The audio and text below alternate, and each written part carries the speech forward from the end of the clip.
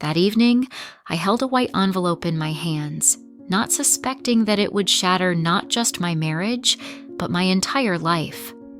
And the most terrifying thing was that the person who gave me this gift knew it would happen beforehand. "Mommy, why can't we open this gift here, in front of everyone?"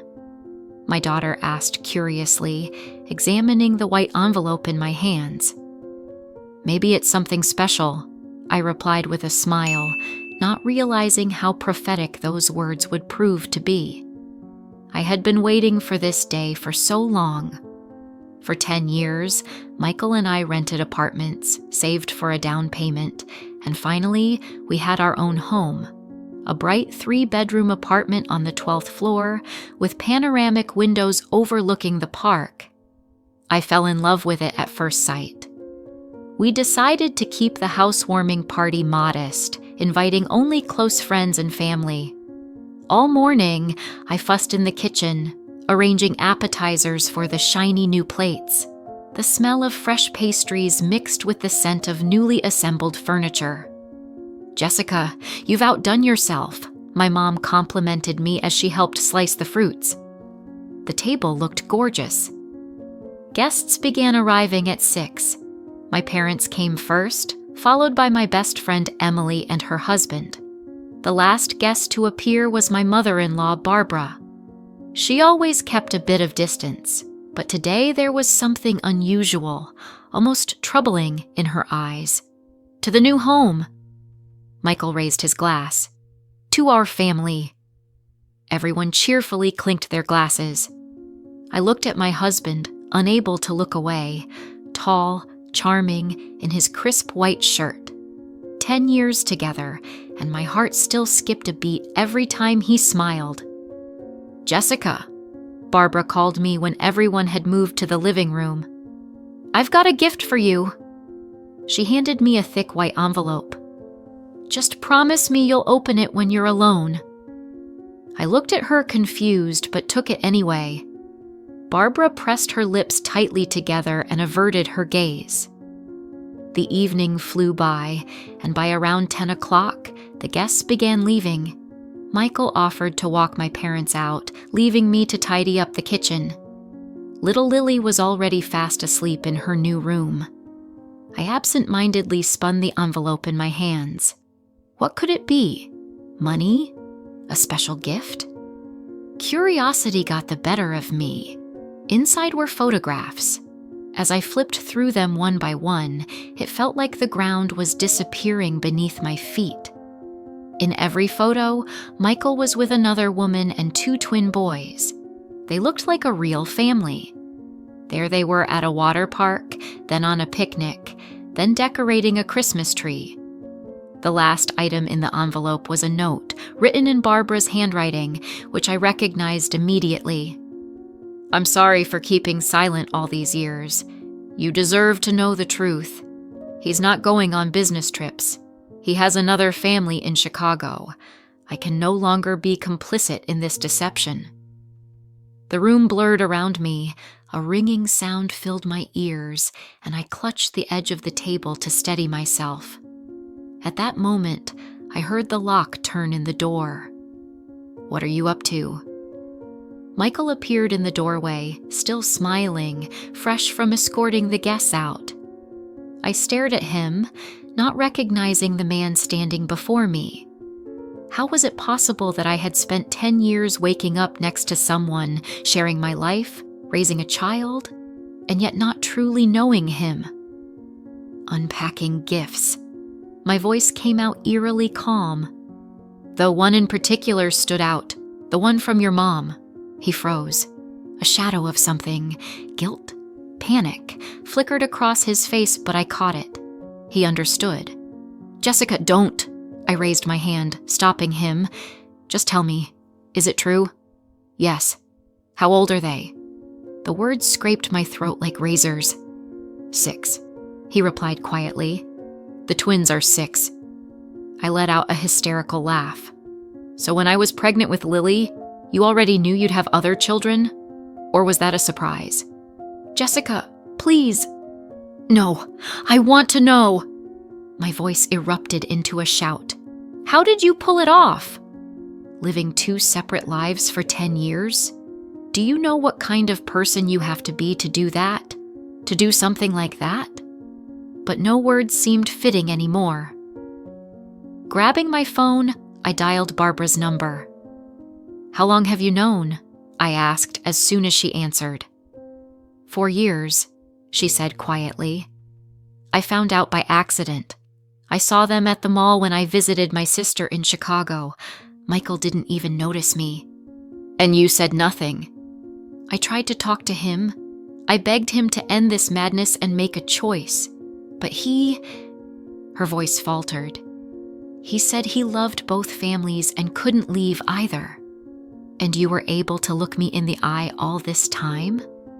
I'm sorry, she whispered. I know it's unforgivable, but today, seeing how happy you were with that apartment, I couldn't bear being part of this lie anymore. I hung up the phone and turned back to Michael. Who is she? Her name is Rebecca. We met during a work trip. She was pregnant when I met her. Her husband had abandoned her and I just wanted to help. Help? I gasped, outraged. Starting a second family is now considered helping. It's complicated, Jessica. I swear I love you and Lily, and I love them too. I love all of you. Do you know what's truly heartbreaking? I asked, meeting his eyes directly. Not that you betrayed me, but that you betrayed our daughter. She believed her dad was a hero. But you're nothing but a coward. I paced the kitchen, desperately trying to think. What next? Call a lawyer? Pack his things? Kick him out immediately? Jessica, let's talk calmly, he pleaded. Maybe we can leave, I said quietly. What? I said, leave my house. But this is our house. I paid for it too. Great. Then you can pay child support for 2 kids, or 3. The twins are officially yours, aren't they? He paled. No, they're listed under Rebecca's first husband. How convenient, I laughed bitterly. Gather your things. You have 1 hour. But what about Lily? Don't you dare say her name. I was trembling, barely holding back from screaming. Just leave, now! He hesitated for a moment, as though he wanted to argue, but then thought better of it. Silent, he left the kitchen. I could hear him moving around, packing his belongings. My legs felt like jelly. I sank to the floor, leaning against the refrigerator. Its door still held a calendar marked with Michael's supposed business trips. Did Rebecca keep a similar calendar? Did she count down the days until his return? From beyond the door, the sound of his footsteps faded. Then the front door slammed shut, and he was gone. My phone buzzed. A text appeared from Barbara. Are you okay? My reply was immediate. I'm filing for divorce. Right now? At 9 p.m. I have a good lawyer. She works around the clock. I stood up, grabbed my bag and keys. At the door, I paused, listening to my daughter's gentle breathing. No, I wouldn't wake her tonight. Let her sleep one last night, believing in her perfect dad. Tomorrow, a new life begins for all of us. A few weeks later, we finalized the divorce. The morning began with a call. Barbara? I'm downstairs. Can I come up? I silently opened the door. My mother-in-law, now my ex-mother-in-law, looked worn, as though she hadn't slept. How are you? She asked, stepping into the kitchen. It's done, I said, placing a cup of coffee in front of her. Emily, my lawyer, you remember her? She helped make everything quick and painless. The benefits of private practice. That quick? Barbara raised an eyebrow. When there's evidence, the process becomes much simpler, I replied with a bitter smile. Thanks for the photos, by the way. Barbara cupped her hands around the coffee mug as if seeking warmth. Michael called me. He was shouting that I've ruined his life. And what about his "I love both families" speech? I scoffed. What? He doesn't love anymore? Barbara met my gaze. You have every right to hate me. I should have told you sooner. You know, I said, sitting across from her, I thought about this all night and realized you did the right thing. Now was the perfect time. Why now? Barbara asked cautiously. Because before, I might have tried to forgive him, to keep our family together for Lily's sake. But now? I gestured around the new kitchen. Now I finally feel strong enough to start over. This apartment. This is my fresh start. Barbara hesitated, but her faint smile revealed a touch of relief. I'm glad you see it that way. You know, I actually wanted to offer you something. She reached into her bag and pulled out a folder. These are the papers for my country house. I've already signed it over to you and Lily. I stared at her, stunned. What? But why? Michael always assumed it would go to him. But it's my house. I can decide what to do with it. Her voice grew firmer. You and Lily. You're the only real family I have left. And Lily is my only grandchild, no matter what. At that moment, Lily's voice came from her bedroom. Mom, who are you talking to? It's Grandma Barbara, I replied. Lily ran into the kitchen and threw her arms around Barbara. Is Dad with you? A heavy silence settled over the room as Barbara and I exchanged glances. No, sweetie. Dad went away for work, I answered. Another business trip? Lily's face fell. Barbara reached across the table and squeezed my hand. Lily, go and wash up for breakfast. Your mom and I will get everything ready for you. When Lily left the room, I whispered, How am I supposed to explain this to her? Slowly, Barbara answered softly. But for now, there's something else you need to know. She reached into her bag and pulled out another envelope. I instinctively flinched. No, it's not what you think, Barbara quickly assured me. After you kicked Michael out, he went to Rebecca, but he wasn't prepared for what happened next. Rebecca found out the truth. How? I asked, raising an eyebrow.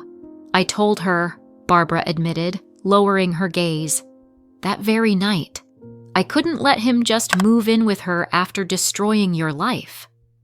I opened the envelope. Inside were documents, bank statements, property agreements, and contracts for business deals. What is this? Evidence that Michael embezzled money from the company, Barbara said quietly but firmly. For years, he funneled funds through shell corporations. Some of the money you saved for your apartment, he stole it from his own partners. Good Lord, I murmured, staring at the papers in disbelief. But why are you showing this to me? Because he's being arrested tomorrow. My brother, Michael's uncle, is one of the defrauded investors. He's already filed charges. I felt the room spin again as the magnitude of the situation settled in my mind. What about the other family? Rebecca? The kids? The kids aren't his, Barbara said softly. Rebecca confessed it to me yesterday. She wasn't abandoned by her husband. It was a scheme, a con. She worked with Michael, helping him cover his tracks. The family was just a front. So the photos, those happy moments. Staged, Barbara explained. Made to impress tax auditors and business partners. Michael convinced everyone he was splitting his time between Chicago and his second family. I sank into a chair, the weight of deceit crashing down on me. You mean everything was a lie? All of it? Not all of it. Barbara gently placed her hand on mine. He did love you and Lily, but he's greedy. He always wanted more than what he could achieve honestly. From the doorway, Lily appeared, her face still damp from washing up. Mom, can I have some cereal with milk? I swallowed the lump in my throat. Of course, sweetheart. Go sit at the table." As I set breakfast in front of her, the doorbell rang. 2 men in sharp suits stood at the entrance. "Jessica Thompson?" "We're from the Financial Crimes Unit. We need to ask you a few questions." 3 months later, Michael was found guilty of fraud and money laundering. He was sentenced to 8 years in prison. I sat in the back row of the courtroom as the ruling was announced. Barbara sat next to me. We both silently watched them lead away a man we had once loved. "It's really over now," I said as we walked out of the courthouse. "No," Barbara replied, shaking her head. "It's just the beginning." She was right. Within a year, I opened a small art gallery, a long-buried dream I rediscovered after the divorce. Lily started at a new school where she quickly made friends. We moved into Barbara's country house, which began to feel like a true sanctuary. And Barbara herself became my closest ally, more family than I ever thought possible. That white envelope, the one that started it all, I kept it. Not as a reminder of pain, but as a symbol of freedom. Sometimes, knowing the truth hurts, but the strength it gives you to rebuild your life is worth it. Did you like the story? Write your opinion in the comments. Don't forget to subscribe to the channel and turn on notifications so you don't miss the next interesting story. See you tomorrow.